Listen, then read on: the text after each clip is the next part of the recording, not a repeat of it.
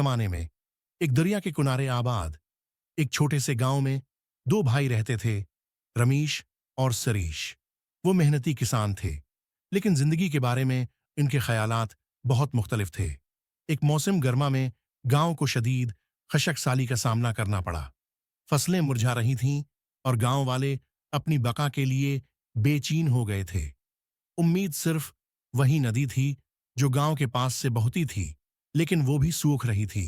एक शाम भाइयों ने दरिया के किनारे चलने का फैसला किया और इस बात पर बहस की कि वो क्या कर सकते हैं। चलते चलते उन्होंने पानी में कुछ चमकता हुआ देखा। करीब से मुआयना करने पर उन्हें सोने के सिक्कों से भरी एक बोरी सतह के बालकुल नीचे डूबी हुई मिली। भाई हैरान रह गए। ये एक खुशकिस्मती थी। बड़े भाई रमीश ने फौरन कहा, हमें ये सोना लेकर गांव छोड़ देना चाहिए।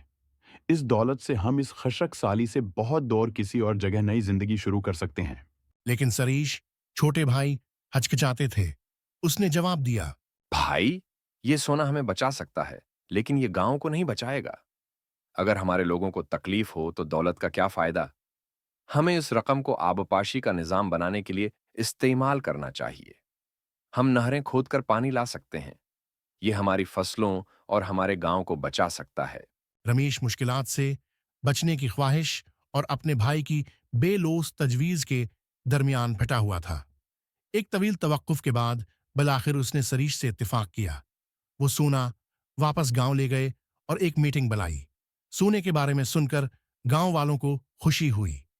इन सब ने इस रकम को नहरें खोदने और आबपाशी का निजाम बनाने के लिए इस्तेमाल करने पर इत्तेफाक किया। उन्होंने दिन रात एक साथ काम किया और जल्द ही खेत फिर से फसलों से सरसब्ज हो गए। गांव न सिर्फ खशकसाली से बच गया, बल्कि उसके बाद के सालों में भी तरक्की करता रहा।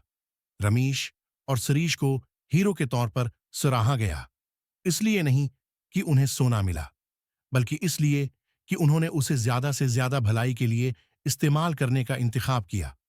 कहानी का अखलाक ये है कि हकीकी दौलत दौलत में नहीं, बल्कि आपके आसपास के लोगों की भलाई में है। दूसरों की मदद करने का इंतखाब करते हुए आप अक्सर अपनी मदद इन तरीकों से करते हैं जिनका आपने कभी तसव्वुर भी नहीं किया था।